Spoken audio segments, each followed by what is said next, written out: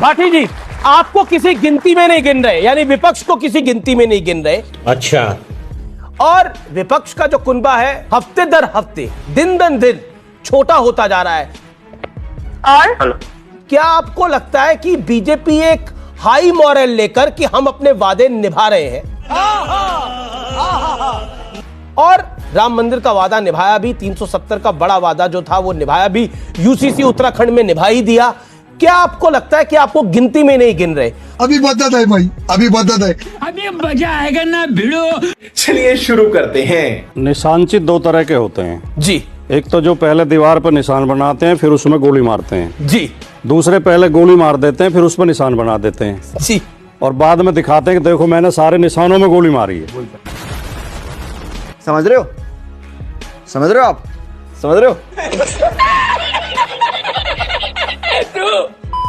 मोदी जी ने जो वादे किए थे, अगर मोदी जी के वादों की आप बात करें कि मोदी जी वादा निभाते हैं, मोदी जी का सबसे पहला वादा था कि मैं काला धन लेकर आऊंगा जो विदेशी बैंकों में जमा है और सारे उन काले धन के जमाखोरों के नाम उजागर करूंगा, उनके खिलाफ मुकदमे कायम करूंगा। किया था ये वादा? नहीं किया था। जुम करो। वो नहीं कर पाए। 15-15 लाख तो खैर हमारे मिलने ही नहीं थे जब धन ही नहीं आया था, इसलिए हम उसका इन पर तगादा करते भी नहीं कि भैया हमारे वो दे दो, आया ही नहीं। मोदी जी का वादा था कि पेट्रोल डीजल 35 रुपए लीटर से नीचे लेकर आऊंगा। मोदी जी का वादा था कि रुपए की कीमत डॉलर के बराबर करूंगा। मोदी जी का वादा था कि 2 करोड़ लोगों को हर साल नौकरी दूंगा, रोजगार दूंगा। मोदी जी का वादा था 2022 तक किसानों की आमदनी दुगनी कर दूंगा। अब 47 तक वादा कर रहे हैं। अरे बाप रे, ये तो धोती खोल रहा है। बेशर्मो, शर्म करो, शर्म। ये मोदी जी की खूबी है, ये उनकी कला है। इसे तो इस कला को आप भी मान रहे हैं? इस कला को आप भी मान रहे हैं? पहले तू थोड़ी मर्यादा रखिए। मजा आया। ये धोखेबाजी की कला है, लोगों को धोखा देना, लोगों को बहकाना कोई कला नहीं है, ये धोखेबाजी है। बात तो सही है। तो विपक्ष की क्या? आपने बोला मोदी जी की कमियां तो आप पिछले 10-11 साल से गिनाई रहे हैं, विपक्ष की मजबूतियां गिनाइए। तेरा तो गेम बजाना पड़ेगा। अब मैं बताता हूं जी।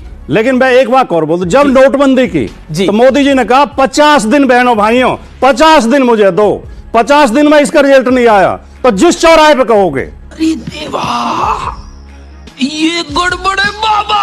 अब तो 5 साल हो गए पूरे, रिजल्ट तो कुछ आया नहीं। ना तो काला धन खत्म हुआ, ना तो आतंकवाद की कमर टूटी, ना तो नकली नोट छपने बंद हुए।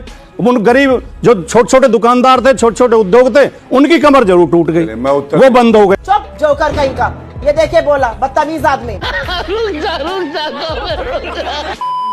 जब आदमी हताश हो जाता है तो चिल्लाने लगता है।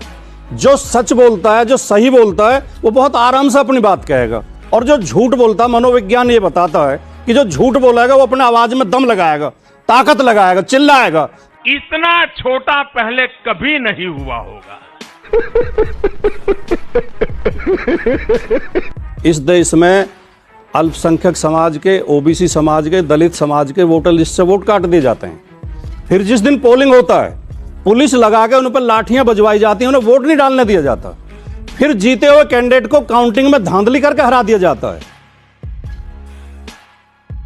बैलेट पेपर में निशान बना के हरा दिया जाता है, जो सबकी आंखों के सामने है। फिर भी अगर विधायक ज्यादा जीत जाए तो विधायक खरीद के सरकार गिरा दी जाती है।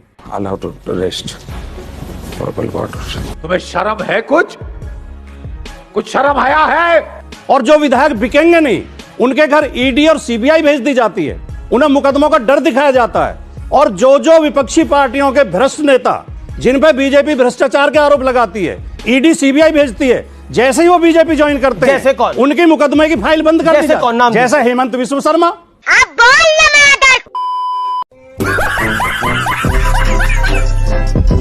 अगर पलट के मैं आपको 4 शब्द बोल दूं तो कैसा लगेगा? मैं नहीं बोलूंगा।